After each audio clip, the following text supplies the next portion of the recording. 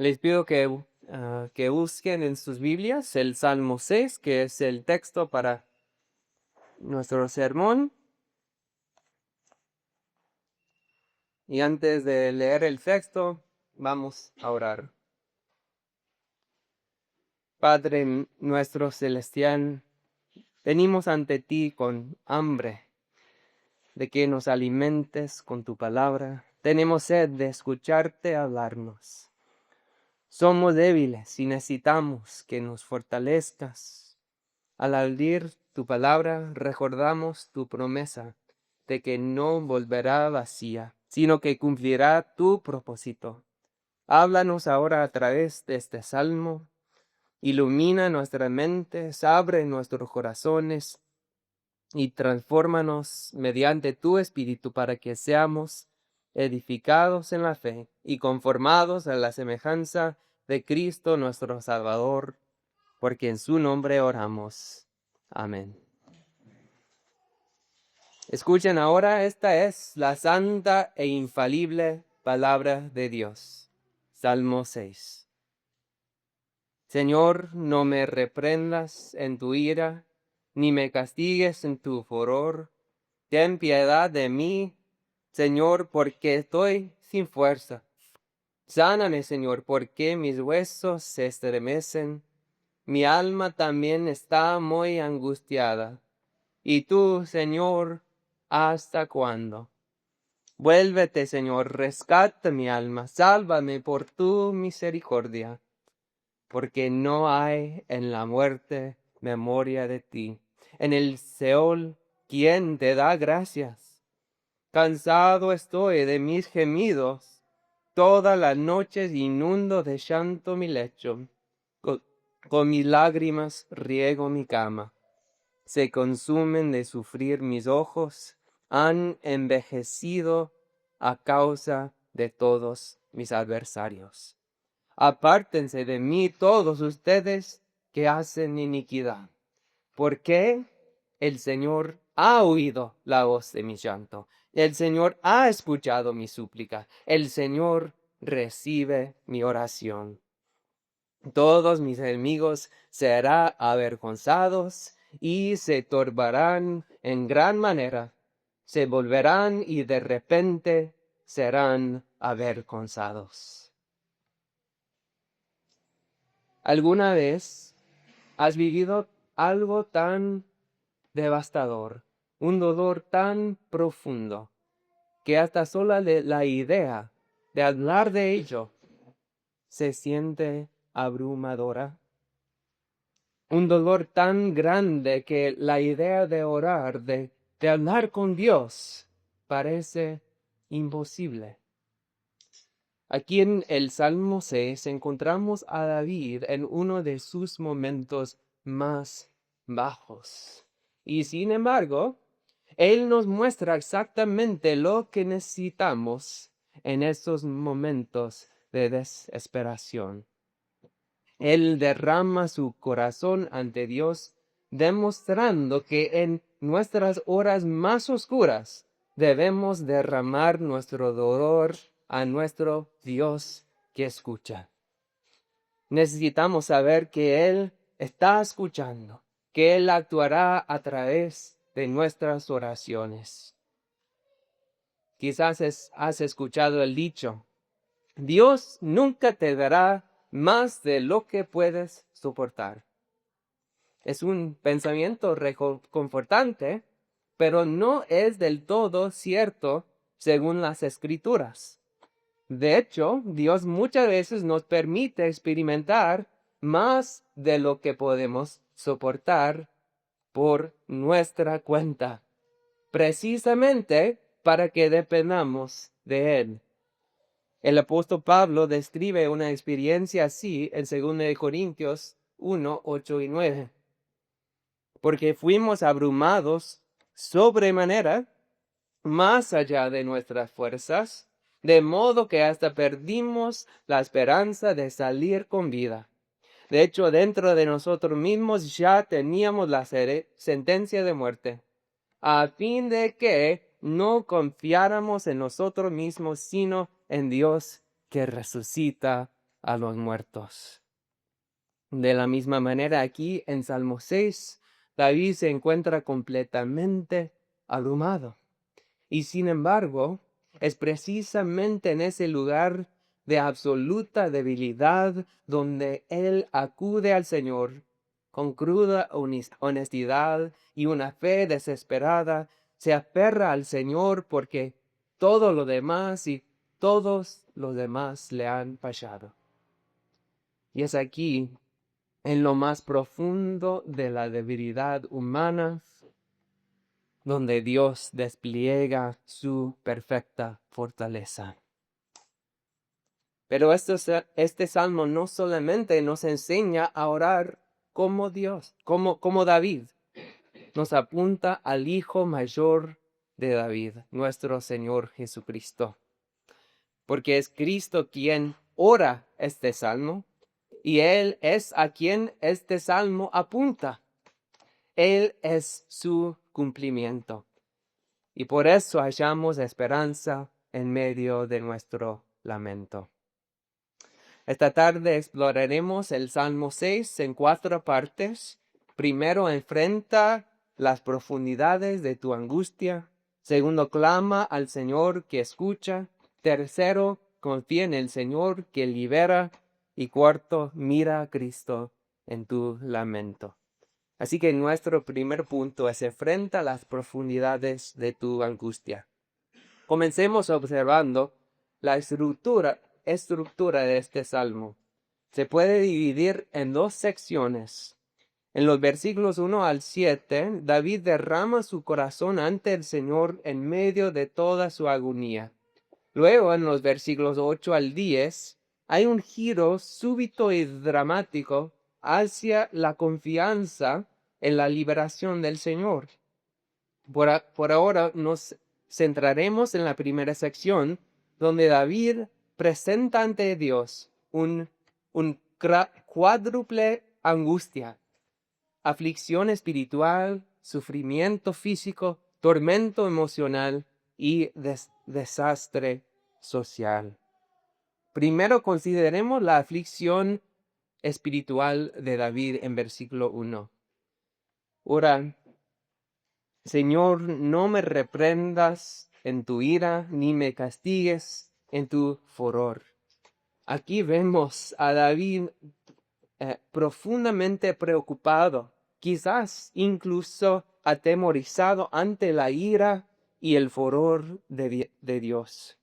Y por causa de este versículo, el Salmo 6 ha sido clasificado tradicionalmente como uno de los salmos penitenciales, agrupado con otros como los Salmos 32, 38 y 51. Sin embargo, a diferencia con esos salmos, el Salmo 6 no contiene ninguna mención explícita de pecado ni del arrepentimiento. Entonces, ¿cómo entendemos el clamor de David aquí? Para ayudarnos a comprender esto, tracemos un paralelo con el sufrimiento de Job. Job soportó un sufrimiento inmenso, no como castigo por algún pecado suyo, sino como parte de los propósitos soberanos de Dios. El Señor no estaba enojado con Job, y sin embargo sus pruebas los llevaron a una profunda crisis espiritual. Job cuestionó los propósitos de Dios y derramó su angustia ante él. De manera similar, el amor de David aquí refleja una sensación de desorientación y aflicción espiritual. Ahora bien, es cierto que todo sufrimiento es en última instancia resultado del pecado, no necesariamente del pecado personal, sino de vivir en un mundo caído y bajo la maldición, que es el castigo general de Dios por el pecado. Y cuando experimentamos sufrimiento como David o Job, naturalmente nos provoca preguntas espirituales como, ¿está Dios enojado conmigo? ¿Qué está tratando de enseñarme? Hebreos 12, 5 y 6 nos recuerda, Hijo mío, no tengas en poco la disciplina del Señor, ni te desanimes al ser reprendido por Él, porque el Señor, al que ama, disciplina y azota a todo el que recibe por hijo. Cuando enfrentamos el sufrimiento, es correcto examinar nuestros corazones y preguntarnos si hay algún pecado del que debamos arrepentirnos. Pero a veces nuestro sufrimiento no está vinculado a nuestros pecados específicos. Simplemente es parte de vivir en un mundo caído. Aún así, puede causarnos una aflicción espiritual mientras luchamos con los propósitos de Dios y clamamos así por su misericordia. David nos muestra qué hacer con esta clase de angustia espiritual. No la entierra, ni la esconde, la lleva honestamente ante el Señor. A continuación, consideremos el sufrimiento físico de David.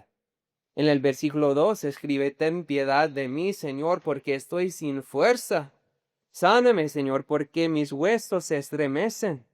Y en el versículo 4 ora: vuélvete, Señor, rescata mi alma, sálvame por tu misericordia. El lenguaje aquí sugiere que David está experimentando un sufrimiento físico muy severo, tan severo que teme que pueda llevarlo a la muerte. Sus huesos se estremecen, lo que probablemente se refiere a un dolor físico profundo o una debilidad extrema.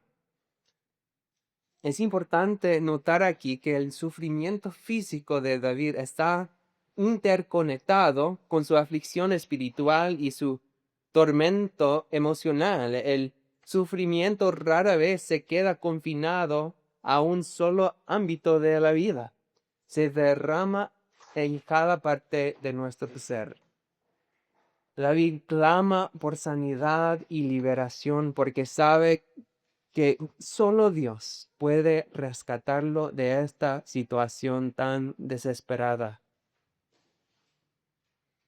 Ahora bien, ustedes saben que no podemos separar estas cosas en compartimientos distintos y bien separados. Solo estoy usando estas diferentes categorías para ayudarles a ver la profundidad y la amplitud del sufrimiento de David, pero todo está interconectado y todo se afecta mutuamente. Así que estoy seguro de que su sufrimiento físico es parte de lo que impulsa su aflicción espiritual, pero también está contribuyendo al tercer aspecto, su tormento emocional. Entonces veamos en tercer lugar, su tormento emocional de David en versículos 3 y 6. Escribe o ora: mi alma también está muy angustiada. Cansado estoy de mis gemidos. Toda la noche inundo de llanto mi lecho. Con mis lágrimas riego mi cama. Las imágenes aquí son vívidas y desgarradoras. David se describe a sí mismo tan abrumado por el dolor que inunda su cama de lágrimas, tanto que parece como si su lecho se disolviera bajo él. Esta exageración poética capta la profundidad de su aflicción. David no solo expresa la intensidad de su dolor, sino también su adoración. Cuando dice: Señor, ¿hasta cuándo? Este clamor revela el agotamiento que viene del sufrimiento prolongado, cuando no parece haber fin a la vista. Hoy podríamos describir a alguien en la posición de David como alguien que experimenta una depresión clínica o una desesperación profunda. Aunque no sabemos cuánto duró esta temporada para él, claramente dejó una profunda huella emocional. Finalmente consideremos el desastre social de David. En el versículo 7 escribe: se consumen de sufrir mis ojos, han envejecido a causa de todos mis adversarios.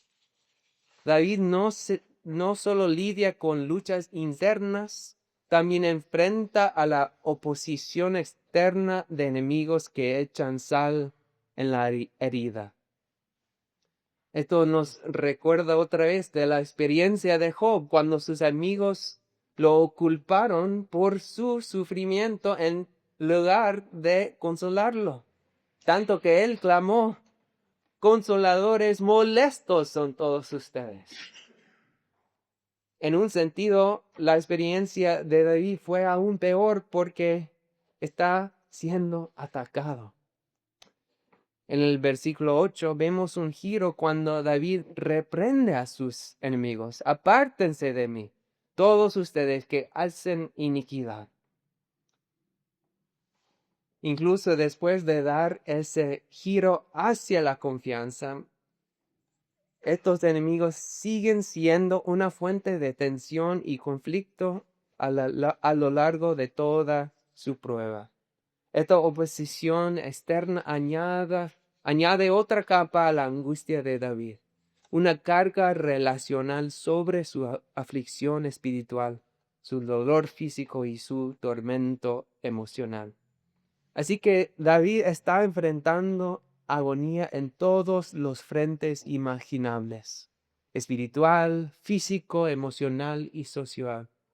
Todo agravado por su profundidad y su duración. Y sin embargo, no entierra su angustia ni huye de ella. La lleva honestamente ante el Señor. En eso nos da un ejemplo. Sea lo que sea que estés atravesando, no lo escondas ni lo suprimas. Enfrenta tu angustia en todas sus profundidades, en todas sus dimensiones, para que puedas echar tus cargas sobre el Señor que cuida de ti. Eso nos lleva a nuestro segundo punto: clama al Señor que escucha. Ahora nos volvemos a la respuesta de David ante su angustia. En los versículos 1 a 7 hemos visto la profundidad de su sufrimiento, pero en lugar de revolcarse en la miseria o apartarse de Dios, David lo lleva todo ante el Señor. Él clama al Dios que escuchó. Y la primera y más básica observación que podemos hacer sobre la reacción de David es que él está orando. Muy obvio, pero hay que decirlo. En lugar de aislarse en su dolor, lo lleva ante Dios. No intenta resolverlo por su cuenta ni se hunde en la desesperación. Acude al único que escucha las oraciones de su pueblo. En este acto de oración están implícitas varias verdades fundamentales sobre Dios. Primero, oramos porque Dios es soberano. Él tiene control de todas las cosas, tanto de los buenos dones que recibimos como de las pruebas que soportamos. Segundo, oramos porque Dios es poderoso. Él tiene la capacidad no solo de cambiar nuestras circunstancias, sino también de transformarnos en medio de ellas. El ejemplo de David nos enseña que no importa cuán profundo sea nuestro dolor, debemos llevarlo al Señor en oración. Sea lo que sea que estés enfrentando, no lo guardes dentro de ti.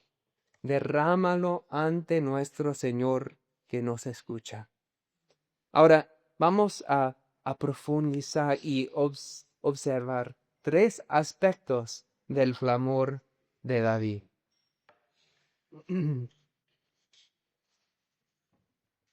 Primero, noten cómo David basa su clamor en el carácter de Dios.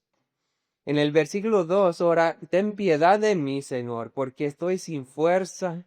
Sáname, Señor, porque mis huesos se estremecen. David no ora basándose en su propia bondad o mérito. No dice, sáname porque lo merezco. En cambio, clama por misericordia porque sabe que Dios es misericordioso. Esta es una lección vital para nosotros. Cuando oramos no nos acercamos a Dios con una lista de razones por las que Él debería ayudarnos basadas en nuestros méritos. Al contrario, como David, nos acercamos a Él basándonos en su carácter, su gracia, su bondad y su amor a su pueblo. Es como un hijo que llega ante su padre, no con sus logros, sino simplemente diciendo, papá, necesito tu ayuda. Y el padre corre a recibirlo. Segundo, David clama específicamente apoyándose en el amor pactual e inquebrantable de Dios. En el versículo 4 ora, vuélvete, Señor, rescata mi alma, sálvame por tu misericordia. La palabra hebrea traducida misericordia aquí, la palabra hesed, se refiere a la fidelidad pactual de Dios, su compromiso inmutable con su pueblo. David sabe que no tiene ningún derecho ante Dios aparte de este amor pactual. No puede sostenerse en nada que esté en él mismo, sino únicamente en que Dios es fiel y su amor nunca falle. ¿Alguna vez te has detenido a maravillarte ante esto? Que el Creador infinito y soberano se comprometería en pacto con su pueblo. El doctor Peter Lielbach, que es el presidente del seminario donde estudié, tituló su obra sobre la teología del pacto, La atadura de Dios. La atadura de Dios. Ahora piénsalo. Cuando tú como padre o madre le haces una promesa a tu hijo o hija diciéndole, te prometo que te llevaré a ver la nueva película que está por salir. Te has atado voluntariamente por esa promesa y ahora mejor que la cumplas. Pero ahora piensen en Dios. Nadie obliga a Dios a entrar en esta relación. Él se ata a sí mismo voluntariamente por sus promesas a su pueblo y Él, el fiel, siempre cumplirá con sus promesas.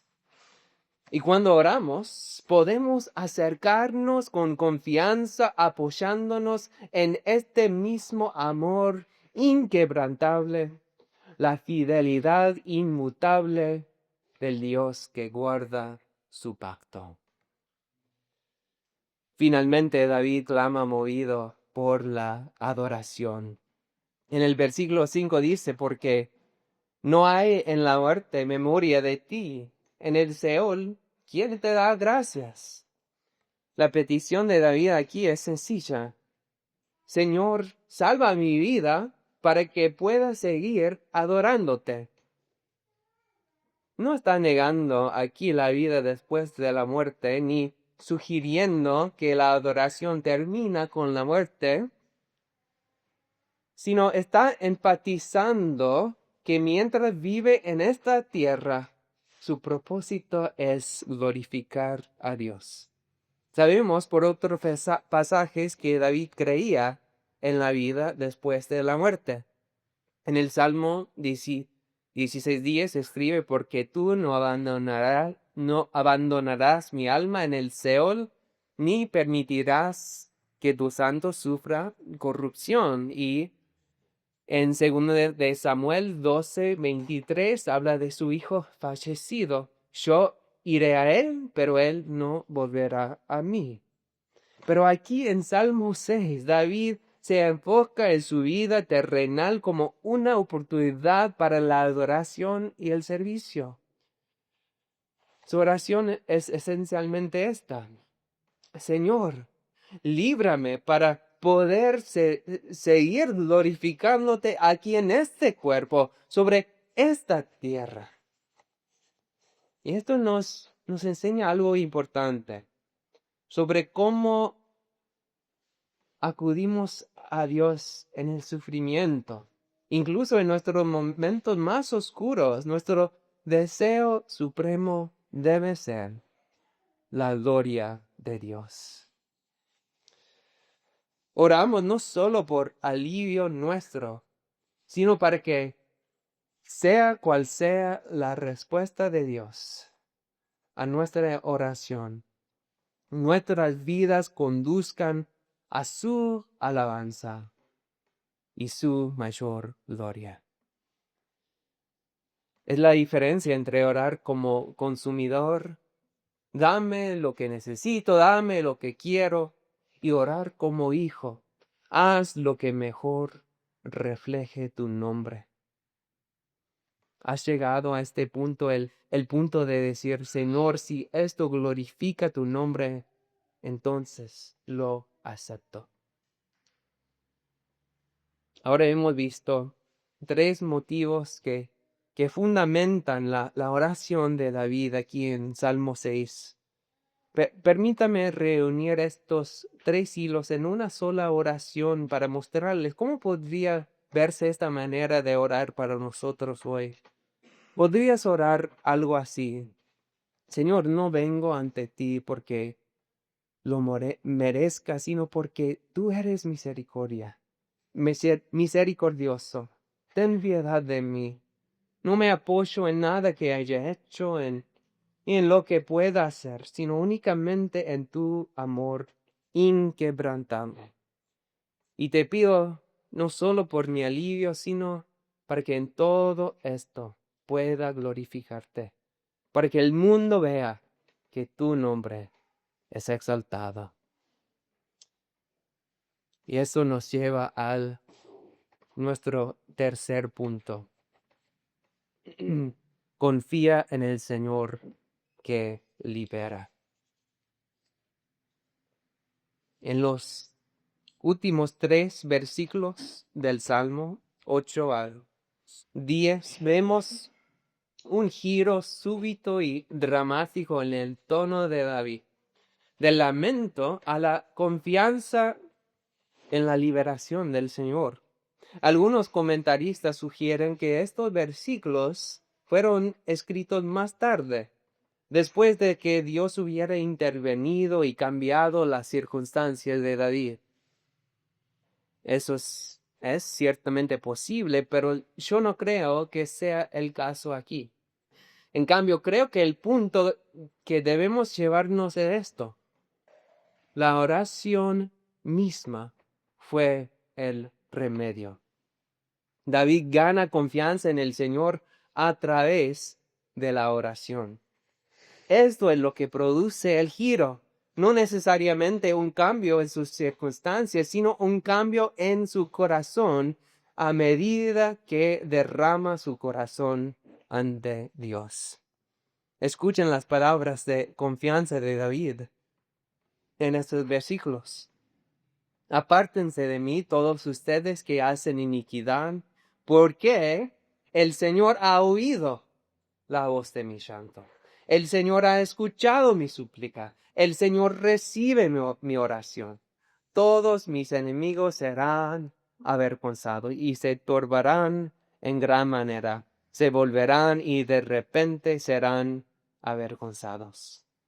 Estos versículos dan testimonio del hecho de que la oración en sí misma es un poderoso medio de gracia. Aunque la situación de David quizás aún no haya cambiado, Dios obra en su corazón a través del mismo acto de orar. David testifica que el Señor ha oído la voz de mi llanto. El Señor ha escuchado mi súplica. El Señor recibe mi oración. Y esto lo cambia todo para él. Piensen en esto. Saber que el Dios soberano del cielo y de la tierra te ha escuchado, que le importa lo suficiente como para escuchar tu llanto, que guarda tus lágrimas en su frasco. Esto lo cambia todo. ¿Conoces esta diferencia? ¿Sabes lo que es experimentar paz en el corazón simplemente porque sabes que Dios ha escuchado tu oración? Eso es lo que Pablo escribe en Filipenses 4, 6 y 7. Por nada estén afanosos, antes bien en todo, mediante oración y súplica, con acción de gracias, sean dadas a conocer sus peticiones delante de Dios, y la paz de Dios, que sobrepasa todo entendimiento, guardará sus corazones y sus mentes en Cristo Jesús. Pablo no promete aquí que la oración cambiará inmediatamente tus circunstancias, pero sí promete que la oración te cambiará a ti, o más bien que Dios te cambiará a ti por medio de la oración. A través de la oración Dios concede su paz, una paz que sobrepasa todo entendimiento. Esta paz viene de saber que Dios te escucha, que Él responderá conforme a su perfecta voluntad y que ahora puedes decir con confianza, no se haga mi voluntad, sino la tuya. No sé si ustedes han experimentado esto, pero yo puedo dar testimonio de que sí lo he vivido. Quizás no me haya encontrado en una situación tan desesperada o aparentemente sin esperanza como la de David, pero yo sé que incontables veces Dios ha obrado poderosamente a través de la oración para ministrar a mi corazón. Y confío que para muchos de ustedes esa también ha sido tu experiencia. Y si comienzas yendo a Él en las pequeñas dificultades y dolores, entonces estarás predispuesto a acudir a Él en oración cuando todo tu mundo se derrumbe. Así que confía en el Señor que te libera. No solo cuando Él cambia tus circunstancias, sino también cuando obra a través de la oración para cambiar tu corazón. Finalmente llegamos al cumplimiento supremo de este salmo. Mira a Cristo en tu lamento. Los clamores y oraciones de David encuentran su respuesta definitiva en el Hijo mayor de David, nuestro Señor Jesucristo. Él es el supremo intercesor de este salmo y a través de él hallamos consuelo, descanso, esperanza y liberación. Los dolores de David son grandes. Hemos visto toda su angustia, pero sus dolores palidecen en comparación con los de Cristo, quien es el varón de dolores y experimentado en aflicción. Isaías 53. Él vino específicamente a cargar con las aflicciones y los dolores de su pueblo, de nosotros. Hebreos 5:7 nos dice que Jesús ofreció oraciones y súplicas con gran clamor y lágrimas. Una imagen vívida de su agonía en Getsemaní al enfrentarse a la cruz. Y en Juan 12:27 Jesús hace eco del Salmo 6:3 cuando dice, ahora mi alma se ha angustiado. Y en Marcos 14:34 clama en Getsemaní, mi alma está muy afligida hasta el punto de la muerte. La conclusión es esta. Nuestro Señor no permanece ajeno a nuestro sufrimiento. Él es nuestro sumo sacerdote compasivo que conoce nuestro dolor de una manera íntima. Llora con nosotros e intercede por nosotros ahora mismo a la diestra del Padre. Así que llora tus lágrimas al varón de dolores, que conoce tu sufrimiento mejor que nadie. Segundo, descansa en el Cordero. En el versículo 1, David expresa temor ante la ira de Dios.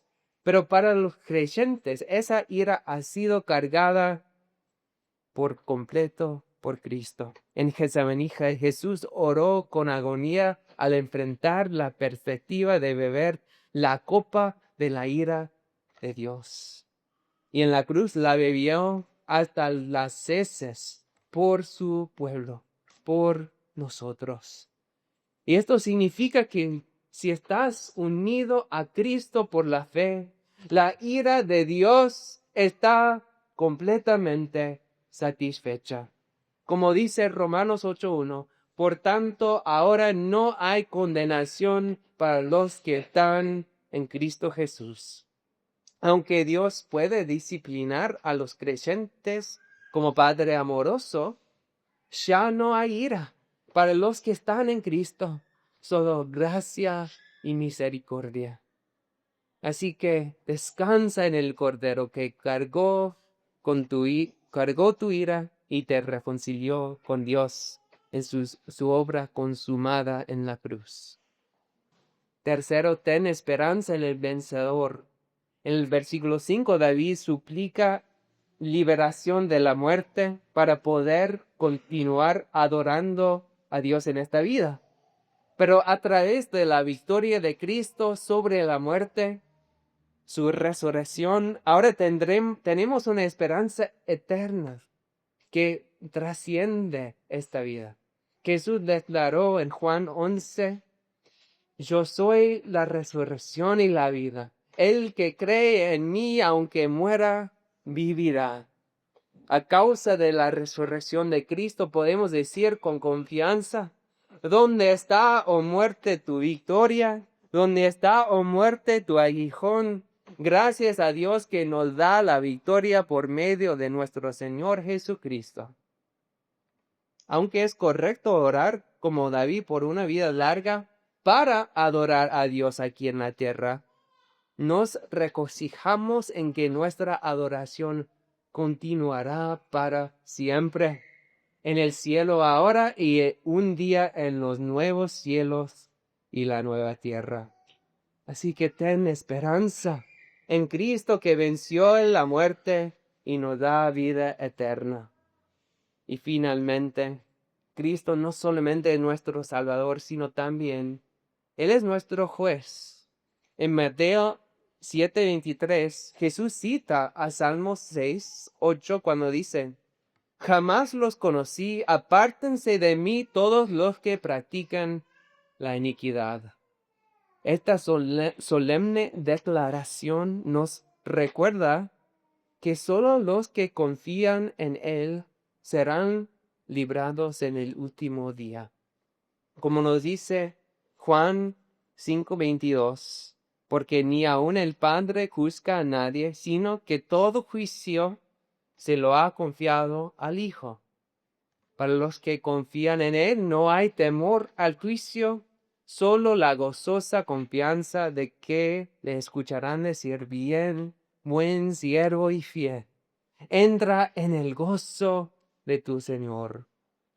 Pero para los que lo rechazan, sus palabras traerán separación eterna.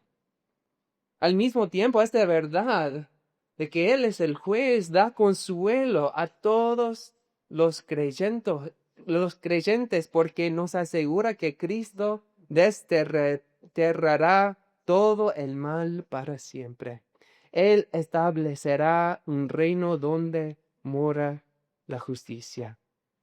Así que confíe en Cristo, que juzga con justicia y un día hará nuevas todas las cosas. Esta tarde hemos visto que sea cual sea la circunstancia, sea lo que sea que estés atravesando, puedes derramar tu dolor al Dios que escucha. Al cerrar, déjenme dejarles con 2 versículos que unen todo. Primero viene de Hebreos 4, 15 y 16, que nos recuerda por qué podemos llevar nuestros lamentos a Jesús con confianza. Porque no tenemos un sumo sacerdote que no pueda compadecerse de nuestras flaquezas, sino uno que ha sido tentado en todo como nosotros, pero sin pecado. Por tanto, acerquémonos con confianza al trono de la gracia para que recibamos misericordia y hallemos gracia para la ayuda oportuna. Luego Apocalipsis 21:4 nos da esperanza para la liberación final que está por venir. Él enjugará toda lágrima de sus ojos, y ya no habrá muerte, ni habrá mal duelo, ni clamor, ni dolor, porque las primeras cosas han pasado. En cada lágrima que lloramos y en cada oración que ofrecemos con labios temblorosos, miramos a Cristo, el varón de dolores que llora con nosotros, el Cordero que cargó la ira de Dios por nosotros, el vencedor sobre la muerte que nos da vida eterna, y el juez justo que un día desterrará todo el mal para siempre. Nuestro consuelo en todos nuestros dolores y en todas nuestras oraciones viene solamente de mirar a Cristo. Oremos, hermanos.